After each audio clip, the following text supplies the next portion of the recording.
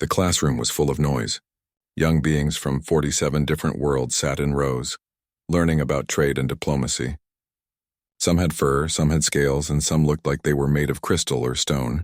They all talked and whispered as the teacher tried to begin the lesson. Ambassador Tae-sung stood near the tall windows. His gray hair was neat and his hands were behind his back. He watched the students with calm eyes. His daughter Ji-woo sat among them.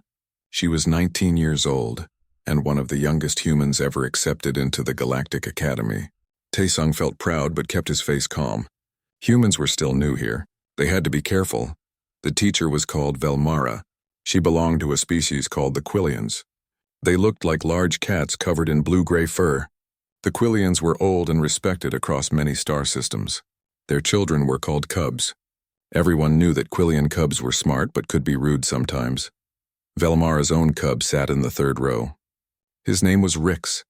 His ears kept moving as his mother talked about human history and trade agreements. The Terran Accord of 2184, Velmara said, moving her paws to control the floating images in the air.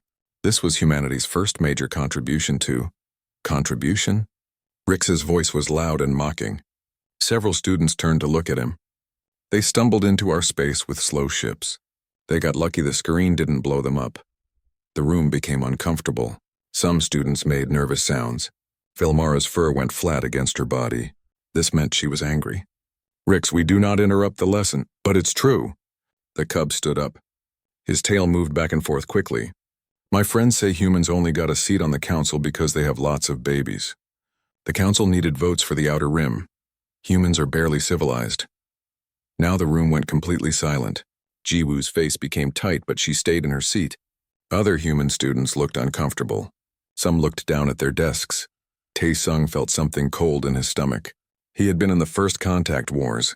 He had seen what humans could do when pushed too far, but he had spent 20 years teaching a different way. The way of patience. The way of calm responses. Velmara's whiskers shook with anger. Rix, you will apologize right now. Such hateful words have no place in... No. The cub pulled his lips back. Sharp teeth showed. It was a threat. Animals did this before they attacked. I won't apologize for the truth. Maybe if humans spent less time being upset and more time learning proper navigation, they would... That's enough. Tae-sung's voice was quiet, but everyone heard it.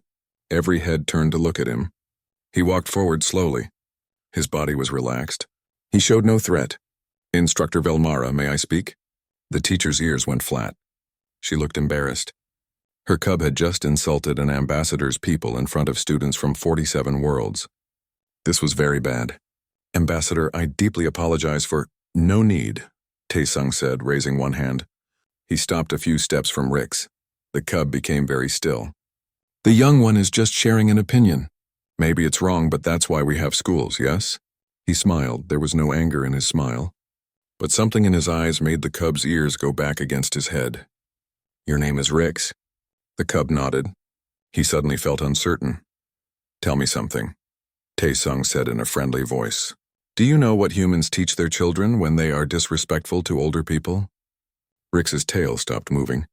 Around the room, students leaned forward. They were curious. Humans were still a mystery to most of the galaxy. No one knew much about their culture or values.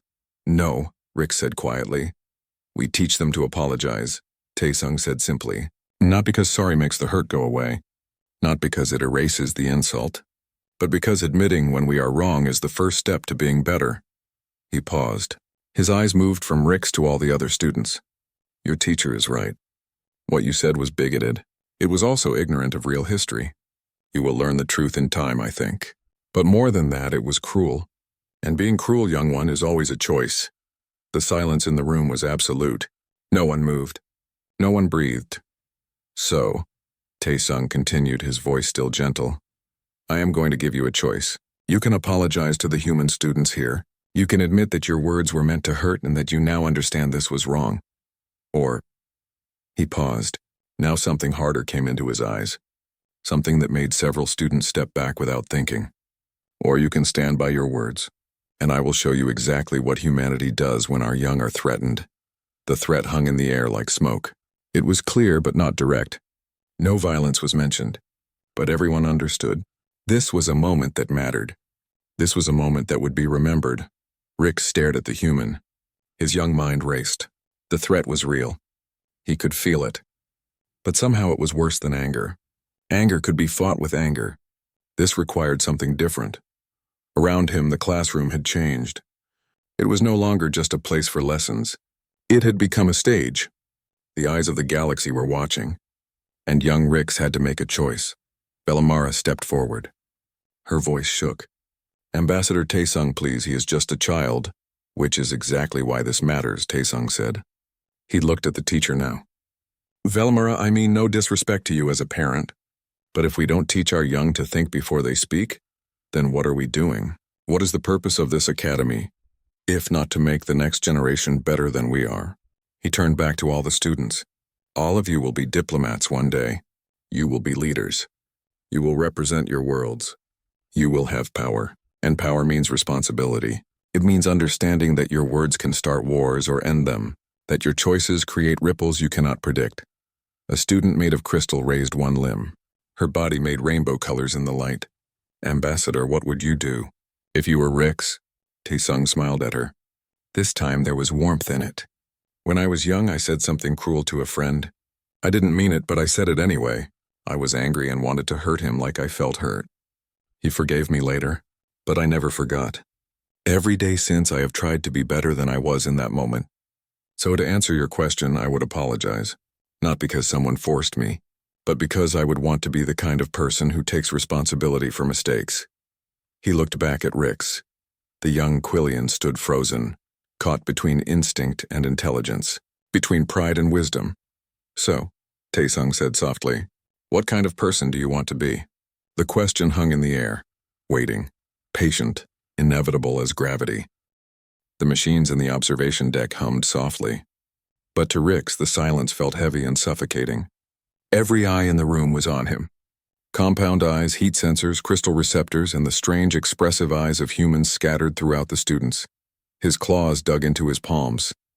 Part of him wanted to snarl, to fight, to prove he wasn't afraid of this human with his quiet voice and careful words. That was the instinct of his species, the heritage of a people who had survived on a dangerous world for millions of years. But another part of him recognized what was happening. The part that had earned him a place at this academy. This wasn't a fight. It was a test. And he was failing it. Ambassador Taesung stood waiting, patient as stone. There was no anger in his body, no aggression, just a quiet expectation that Rix would make the right choice. Somehow this was worse than fury. Fury could be met with fury. This required something else entirely. Rix began, then stopped. His mother had always told him that words had power, that Aquilian's greatest gift was their voice. They used it to unite groups, to sing their history, to bridge gaps between families. But right now his voice felt like a weapon he had turned on himself. In the front row, Jiwoo moved in her seat. She caught Rix's eye. For a moment, the young Quillian saw something unexpected. Not anger, but understanding. She gave him the smallest nod. As if to say, I know this is hard. Do it anyway, Rix drew in a breath. His fur moved with the effort of controlling his defensive instincts. I apologize, he said. His voice cracked. The words felt strange in his mouth, heavy with meaning. To the human students. To the academy, to... He looked at his mother and saw pain in her eyes. To you, instructor. I spoke from ignorance and anger. My words were cruel. He paused, then added with a steadier voice, and I was wrong. The silence that followed felt different than before. The tension was gone. Something else had taken its place. Release, perhaps. Recognition, Taesung nodded slowly. Thank you, Rix, that took courage. He turned to address the room. Let me tell you all a secret about humanity. We value few things as highly as a sincere apology. Do you know why? A student with scales raised a clawed hand. His scales changed colors as his translator worked. Because it shows weakness? No, Taesung said. Because it shows strength. It takes far more courage to admit you were wrong than to pretend you were right. It takes more strength to change your mind than to hold on to a mistake. This is something humans learned the hard way over many centuries. He walked to the center display and touched it. An image appeared. Earth, blue and white, floating in space. My world has a long history of division.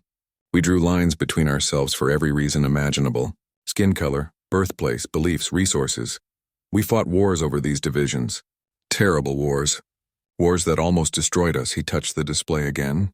The image changed to show destroyed land, then rebuilt cities, then finally the sleek ships of humanity's first space fleet. But we learned. Slowly, painfully, we learned that what made us similar mattered more than what made us different. That cooperation achieved more than conflict. That admitting when we were wrong and changing course was not weakness. It was evolution. Jiwoo watched her father. She felt proud. She had heard these stories before, but never like this. Never as a lesson for the galaxy. When we joined Galactic Society, Taesung continued, we brought that hard-won wisdom with us. We are not perfect. We still make mistakes, but we try to own them, to learn from them, to be better tomorrow than we are today. He looked around the room, trying to meet as many eyes as possible. That is what I want all of you to understand. The true measure of a civilization is not how powerful it is. It's how it treats those who are weaker, how it responds to mistakes, how it grows. Instructor Velmara stepped forward. Her fur was slowly returning to normal. The ambassador is correct, she said. Her voice was tight but steady. This is exactly the lesson I should have taught today. Words have consequences. Actions have consequences. How we respond to our mistakes defines who we are. She looked at her cub with disappointment and love mixed together. Rix, you will write a formal paper on the Terran Accord. Its actual historical importance. Humanity's contributions to galactic stability. 5,000 words properly cited. Due in one cycle. Rix's ears drooped. Yes, instructor. Furthermore, Velmara continued, looking at Taesung, if the ambassador and his daughter are willing, you will work as their assistant during this diplomatic session. You will learn firsthand about the species you insulted. Taesung's eyebrows rose. That is acceptable to me if Jiwoo agrees. All eyes turned to the young human woman. She looked at Rix for a long moment. Then she smiled, not mocking but genuine. I agree. Maybe we can learn from each other. Then it's settled, Taesung said. He turned back to Rix. This time when he spoke, his voice carried warmth that made the young Quillian's chest ache with a feeling he couldn't name. Welcome to humanity's service, Rix. I think you'll find we're full of surprises. The other students began to relax. Some whispered to each other. Some looked at the humans with new interest. A few looked at Rix with something like sympathy. They understood now. They had all witnessed something important. Not just an apology, but a choice. A moment where someone could have chosen pride but chose growth instead. As the class slowly returned to normal, Velmara resumed her lecture. But the energy had changed. Students paid more attention. They asked more thoughtful questions. They seemed to understand that they were not just learning facts. They were learning how to be better than they were. Rick sat down slowly. His heart was still racing. He felt embarrassed and relieved at the same time. He had been given a choice and he had made the right one. But he also understood something else now, something deeper. The human ambassador had not humiliated him. He had given him a gift, the gift of a second chance, the gift of mercy when he could have demanded punishment, the gift of wisdom when he could have responded with anger. And as Rix looked at the other students, he saw that they understood this too. They had learned something about humans today. Not from a textbook or a lecture, but from experience. From watching how Ambassador Taesung handled a difficult moment with grace and patience. This was why humans were respected, Rix realized. Not because they were strong, though they were. Not because they were numerous, though they were. But because they chose to be better. They chose to teach rather than punish. They chose to build bridges rather than walls. And in that moment, sitting in a classroom full of species from across the galaxy, Rix made a decision. He would learn everything he could from these humans. He would understand what made them different, what made them special, because if a species that had nearly destroyed itself could become this wise, this patient, this kind, then maybe there was hope for everyone. 3 days had passed since the incident in the classroom. Rix was beginning to understand something strange about humans, something that both fascinated and frightened him. It wasn't their technology. Many species had better machines. It wasn't their military strength. Though their tactics were clever, other races had stronger weapons. It was something else, something he struggled to put into words even as he worked on his assignment paper. Right now, he was in Ambassador Taesung's temporary quarters. The human was preparing for a meeting with the Korvax Trade Federation. The room was simple. Most species like to show off their wealth and status, but humans seem to prefer empty spaces. A single plant sat on the desk. Tae-sung had called it a bonsai. Its twisted branches seemed to show both strength and delicacy at the same time. "Tell me what you've learned so far," Tae-sung said as he adjusted his formal jacket. It was a human garment, simple but elegant. It had subtle embroidery that Rix had learned represented family symbols from Tae-sung's ancestors. Rix looked at his datapad. "Humans evolved as persistence hunters," he began, reading facts he had discovered. "Your species would track prey for days, running them until they were too exhausted to continue. You're not the fastest or strongest, but you don't stop. Ever." "True," Tae-sung said. "What else?" "Your homeworld is classified as a Class 7 death world by galactic standards. Extreme weather changes, unstable ground that moves and shakes, aggressive large animals, and a disturbing number of creatures that evolved specifically to kill humans." Rix's fur moved with discomfort at the thought. The fact that you achieved intelligence at all is statistically improbable. Jiwoo was sitting on a nearby couch looking at diplomatic documents. She laughed. "I love how the galaxy describes Earth. Disturbing number of creatures. It's really not that bad once you get used to checking your shoes for scorpions." "Scorpions?" Rix's ears flattened. "Venomous arthropods," she explained cheerfully. "About this big with a stinger that can kill you if you're unlucky. They like warm, dark places, so you check your shoes before putting them on." Rix made a note to never, ever visit Earth. Tae-sung smiled at his daughter's teasing, then looked back at Rix. "But what does this tell you about how humans solve problems?" The young Quillian thought for a moment. "That you're stubborn." "Persistent," Tae-sung corrected gently. "There's a difference. Stubborn means refusing to change even when you should. Persistent means continuing forward while adapting to obstacles." He pointed to the bonsai tree. "Do you know what this is?" "A decorative plant." "A lesson in patience," Tae-sung said. "This tree is 80 years old. My grandfather started shaping it. My father continued the work. Now I maintain it. It will probably outlive me, and my children will care for it after I'm gone. It represents humanity's understanding of time. Some things cannot be rushed. Growth is a process. We are part of a continuum that extends far beyond our individual lives." He picked up a datapad and brought up a holographic display. "Today's negotiation is about mining rights in the Korvax system. The Korvax want immediate extraction with maximum profit. The local Ven colonies want protection of their spawning grounds. Both sides are threatening to walk away. Both sides think they're right.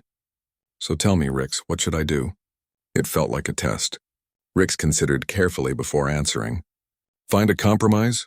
Be more specific." Rix's claws tapped against his datapad as he thought. "The Korvax need resources for their expansion into outer space. The Ven need their spawning grounds protected because their population is getting smaller. So, maybe mining operations that work on a schedule, shut down during spawning seasons, work harder during other times." Tae-sung nodded with approval. "Good. You're thinking about needs rather than positions. But you're missing something crucial. What's the long-term picture?" "Long-term? In 50 years, where will these resources be? In 100? In 1,000? Tae-sung manipulated the hologram, showing predictions of resource depletion. "The Korvax are thinking in terms of quarterly profits. The Ven are thinking about the next generation. Neither is thinking about the next millennium." Jiwoo set down her datapad. "This is where humans confuse other species," she said to Rix. "We're simultaneously short-lived and long-thinking. An individual human might live only a century, but we plan for our great-great-great-grandchildren. We build cathedrals that take generations to complete. We plant trees we'll never see fully grown. We invest in futures we won't personally experience. Because we understand legacy," Tae-sung added. "Every human knows they're going to die. We're mortal, fragile, temporary, but we're also part of something larger. Our families, our communities, our species. So when we make decisions, we think not just about what benefits us now, but what kind of world we're leaving behind." He closed the hologram. "So today I'm going to propose something neither the Korvax nor the Ven have considered. A 100-year sustainable extraction plan, built-in environmental protections, rotating mining zones to allow ecosystem recovery, profit sharing that funds Ven population restoration programs. It will make less money in the short term, but it ensures both species thrive in the long term. Will they accept it? Rix asked. Probably not immediately, Tae-sung said with a slight smile. The Korvax will think I'm naive. The Ven will think I'm prioritizing resources over lives. Both will be suspicious of human motives because we're still the newcomers, the unknowns, the ones who got lucky that the Skareen didn't destroy us. Rix flinched at hearing his own earlier words repeated. But here's what they don't understand yet, Tae-sung continued. His voice took on that quality Rix was learning to recognize, the quiet certainty of someone who had seen enough of the universe to know how it worked. Humans are very, very good at playing the long game. We're patient. We're persistent. And we genuinely believe that when the tide rises, it lifts all boats. If we help the Korvax and the Ven both prosper, they'll remember. 50 years from now, when humanity needs allies, they'll be there. Jiwoo stood, straightening her own formal clothes. It's almost time. Rix, you'll watch from the gallery. Pay attention to how Dad works. It's like watching a master craftsman. Every word chosen carefully. Every gesture deliberate. Every pause meaningful. As they prepared to leave, Rix found himself speaking before he fully thought through the question. Ambassador, why did you really make me apologize? It wasn't just about teaching me a lesson, was it? Tae-sung paused at the door. He turned to look at the young Quillian. For a moment, something sad flickered in his eyes. No, he admitted. It was also about showing every species in that room that humans expect respect. Not through force, but through mutual understanding. That we will not tolerate bigotry, but we will offer mercy to those willing to learn. That we are not the monsters some fear we might be. He smiled, but it didn't quite reach his eyes. The galaxy is still deciding what to make of us, Rix. Every interaction, every decision, every moment like the one in that classroom, they're all data points. We're writing humanity's reputation one choice at a time. And what do you want that reputation to be? Fair, Tae-sung said simply. Competent, trustworthy, and when necessary, formidable enough that no one mistakes mercy for weakness. He placed a hand on Rix's shoulder. The young Quillian was learning this gesture meant support among humans. Come, let's go show the galaxy what humanity can do. The negotiation chamber was impressive. It was a circular room with holographic displays on all the walls. Translation devices hung in the air like crystalline spiderwebs. The seating was arranged so no species had a physically dominant position. It was meant to be neutral ground, where disputes could be solved with words instead of weapons. Rix took his place in the observation gallery. He was surrounded by other apprentices and junior staff from various delegations. Below, Ambassador Tae-sung sat at the human position with Jiwoo beside him. Across the circular table, the Korvax delegation occupied one side. They were massive rock-like beings who communicated through deep, rumbling sounds. On the other side were the Ven. They were aquatic beings in special suits filled with their native ammonia solution. Mediator Krell began the session. She was a Yithian with 4 arms that manipulated multiple data streams at once. We reconvened the resource allocation dispute regarding Korvax system mining rights and Ven spawning ground protections. Previous sessions have reached no agreement. The chair recognizes Ambassador Tae-sung of Terra, neutral mediator by mutual agreement. A Korvax representative called Speaker of Stoneherm rumbled deeply. The translator made it into words. The human presence is accepted, though we question the wisdom of involving a species with limited experience in resource extraction. Tae-sung stood. His movements were smooth and unhurried. When he spoke, his voice carried clearly. Speaker of Stone, your concern is noted. However, I would suggest that sometimes fresh perspectives see solutions that familiarity obscures. With permission, I would like to begin not with proposals, but with a story. Several species shifted in their seats. Stories were not standard diplomatic procedure. But Mediator Krell nodded, curious. Proceed. On Earth, there is a place called the Pacific Northwest, Tae-sung began. For thousands of years, the indigenous peoples there lived in harmony with the salmon runs. These were massive migrations of fish that returned to spawn in the same rivers where they were born. The people harvested these salmon, but carefully. They took only what they needed and allowed the rest to spawn. The salmon thrived. The people thrived. The forests around the rivers thrived because the salmon carcasses provided nutrients to the soil. He manipulated the display, showing images of towering trees and rushing rivers. Then different humans came. They saw resources to exploit. They built dams for power. They cut down forests for wood. They overfished the salmon for profit. Within a century, the salmon populations collapsed. The forest ecosystems degraded. The indigenous peoples lost their traditional way of life, and the resources that had sustained the region for thousands of years were gone. The Korvax delegation rumbled among themselves. A Venn representative's suit bubbled, showing agitation. But this story has a second chapter, Taesung continued. In the late 20th century, humans began to understand their mistake. They removed some dams. They restored habitats. They limited harvesting. They worked with the indigenous peoples to rediscover traditional management practices. It took decades, and the work is not complete. But the salmon are returning. The forests are recovering.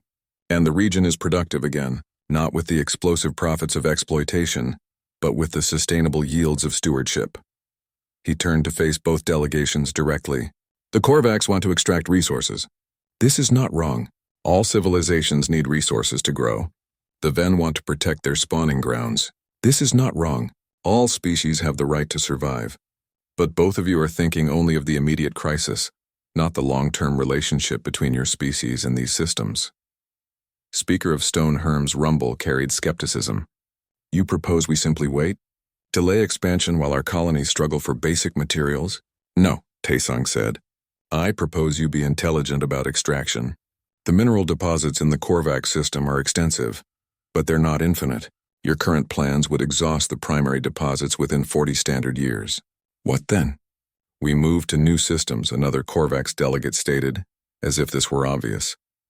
And when those are exhausted? And the next? And the next?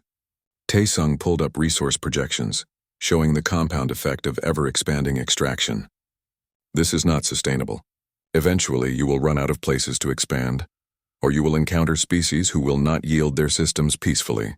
War is expensive, Speaker of Stone, far more expensive than sustainable extraction practices. A Venn representative called Flow Through Shadows gestured with a manipulator arm. The human speaks wisdom, but wisdom does not restore spawning grounds already damaged by Korvax drilling. Our population declines, each generation smaller than the last. At current rates, Venn will be extinct within 300 years.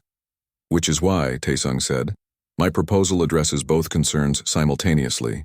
Seasonal mining operations that rotate through different zones, allowing environmental recovery, profit sharing that funds Venn population restoration, not charity but investment.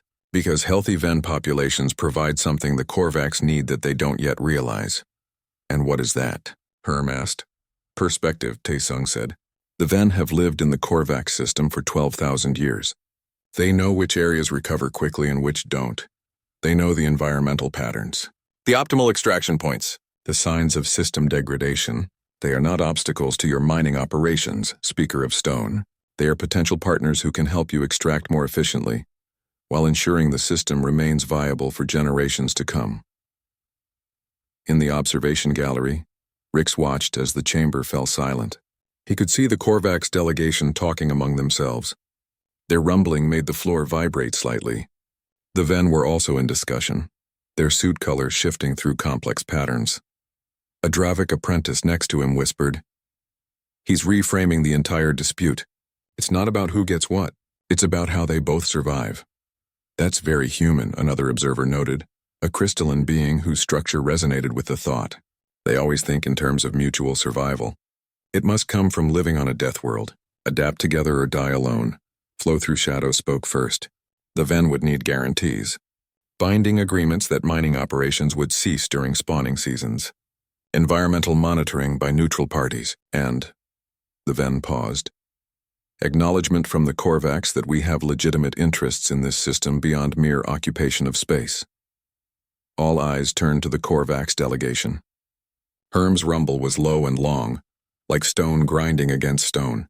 Finally, he spoke. The Korvax are not accustomed to partnership with species we consider lesser in technological development. The chamber tensed. Rix felt his fur begin to rise. He recognized the same kind of bigotry he had expressed days ago, but Taesung simply smiled. Speaker of Stone, I understand. My species was in a similar position not long ago. We thought our technology made us advanced. Our weapons made us powerful. Our rapid expansion made us successful. Do you know what changed our perspective? What? We met the rest of the galaxy, Tae-sung said, and we realized that survival is not about being the strongest or fastest or most advanced. It's about being adaptable, about learning from others, about understanding that intelligence takes many forms, and wisdom is not measured in weapons or ships or industrial capacity. He paused, letting his words sink in. The Ven have survived in this system for 12,000 years. How long have the Korvax been a spacefaring species? 8,000 years, Herm admitted. And in that time, how many systems have you exhausted and abandoned? The silence was deafening.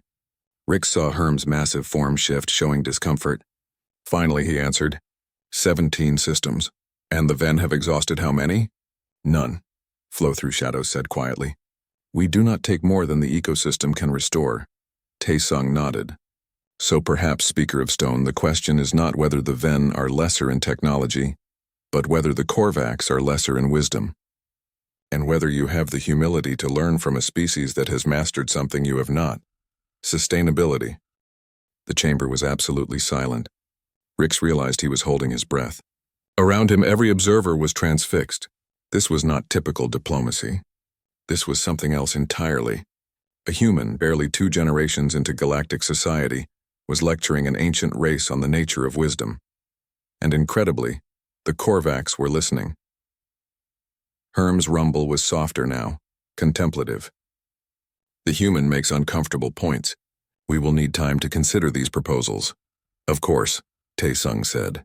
But while you consider, I would ask you to think about this. Every species in this chamber will someday face a choice. We can continue as we have been, extracting, consuming, moving on when resources are depleted. Or we can learn to be stewards, to think not just in terms of our own lifespans, but in terms of the generations that will follow us. Humanity chose stewardship, not because we were wise from the beginning, but because we learned the hard way what happens when we choose exploitation. He looked around the chamber, meeting the eyes and visual organs of every species present. The galaxy is old, but it is not infinite. Sooner or later, there will be no new systems to exploit, no new resources to extract. And in that moment, the species that survive will be those that learn to live sustainably, to cooperate with others, to think beyond their own immediate needs. Tae-sung sat down, the motion deliberate and final. I have presented my proposal. The rest is up to you. Mediator Krell's forearms moved in a gesture of approval. This session will recess for 1 standard cycle to allow delegations to consider the human proposal. We reconvene at the same time tomorrow. As the chamber began to empty, Rix made his way down to the main floor. Jiwoo was packing up data pads while her father stood at the window, looking out at the stars beyond the station. Ambassador, Rix said hesitantly. May I ask a question? Tae-sung turned, smiling. Of course. Earlier you said humanity chose stewardship, but you also said you learned the hard way. What did you mean? The ambassador's smile faded, replaced by something sadder. I meant that we nearly destroyed ourselves before we learned to change. We poisoned our own world. We fought wars over resources we could have shared. We divided ourselves into competing tribes when we should have united as one species. Millions died because of our mistakes. Millions more suffered, and it took us centuries to understand that we were our own worst enemy. He placed a hand on Rix's shoulder again. That's why I made you apologize, Rix. Not just to teach you a lesson, but to break a cycle.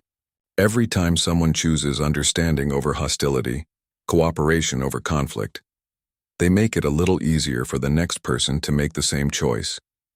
Eventually, those choices become habits. Habits become culture. And culture becomes who we are. Rix felt something shift in his chest, a realization settling into place. You're not trying to prove humanity is strong. You're trying to prove humanity is different. Yes, Tae-sung said, because the galaxy has plenty of strong species. What it needs more of are wise ones, compassionate ones, patient ones, species that understand that true strength is not in domination, but in lifting others up alongside you. The days that followed moved quickly. The Korvax and Ven reached an agreement based largely on Tae-sung's proposal. The treaty was celebrated as a diplomatic breakthrough, a model for future resource disputes. Ambassador Tae-sung received commendations from 3 sectors, but Rix learned something more important than diplomatic procedure in those days. He learned that power could be wielded in different ways, that the human who had asked him to apologize had not been threatening him with violence, but offering him a chance to be better than he had been. That mercy could be a choice, not a weakness. Rix completed his 5,000-word paper on the Terran Accord. As he researched, he discovered things that shocked him. Humanity's contributions to galactic society were far more significant than he had realized. They had introduced new conflict resolution techniques. They had shared medical technology freely. They had volunteered for dangerous missions in contested zones. They had consistently chosen cooperation over competition. One evening, near the end of his assignment as Taesung's assistant, Rick sat with Jiwoo in the observation deck. The same place where the incident had occurred. "I was wrong," he said quietly. "About everything I said about humans." Jiwoo smiled. "We know. But thank you for saying it again. Your father could have punished me. He could have demanded I be expelled. He could have made it a diplomatic incident. He could have," Jiwoo agreed. "But that's not who we are. Not who we want to be, anyway." "Why not?" Rix asked. "You have the power. You have the numbers. You could demand respect through force." Jiwoo was quiet for a moment. Then she said, "Do you know what my father told me when I was young? He said that anyone can make someone fear them. That's easy. True power is making someone want to be better because they met you, making them want to change not because they're afraid but because they're inspired." She looked at Rix with those strange, expressive human eyes. "You apologize because you chose to, Rix, not because you were forced. That's what my father gave you. The space to make the right choice on your own. And you did." Rix thought about this. About the moment when he had stood in front of the entire class, caught between pride and wisdom, about how Ambassador Taesung had made him feel not small but capable of being greater. "I want to do that," Rick said suddenly. "I want to be the kind of person who gives others that choice. Who makes them want to be better." Jiwoo's smile widened. "Then you've already learned the most important lesson of all." In classrooms across the Galactic Academy, instructors began using the incident as a teaching example. Not the negotiation, though that was impressive, but the moment when a human ambassador, faced with bigotry toward his species, chose education over retaliation. The moment when a single word, "apologize," changed everything. Because in that silence that followed, as Rix had made his choice and the room had held its breath, every species present had learned something about humanity. They were stubborn, yes, persistent, born of a death world, capable of terrible violence when necessary. But more than that, they were people who believed in second chances, who thought in terms of generations, who understood that the strongest warrior was sometimes the one who chose peace. Years later, Rix would become an ambassador himself. He would use the lessons he learned from Taesung in countless negotiations. He would tell the story of his own moment of choice to young students who needed to hear it. And he would always remember the human who had seen past his mistake to the person he could become. The galaxy continued to watch humanity with fascination and caution. These strange beings from a death world who refused to act like conquerors, who shared freely but expected respect, who were patient until pushed and then became unstoppable. And slowly, gradually, other species began to adopt some of humanity's ways, not because they were forced to, but because they saw that it worked. That cooperation achieved more than conflict. That thinking long-term created stability. That mercy, when combined with strength, was the most powerful tool of all. In the end, that was humanity's greatest contribution to the galaxy. Not their technology or their tactics or their numbers, but their belief that everyone deserved a chance to be better than they were, that every person could choose growth over pride, that the future could be brighter than the past if enough people made the right choices. And it all started with a simple word, spoken by a patient human to a frightened cub who had made a mistake. Apologize. Not as punishment, but as invitation. Not as weakness, but as strength. Not as an ending, but as a beginning of something better.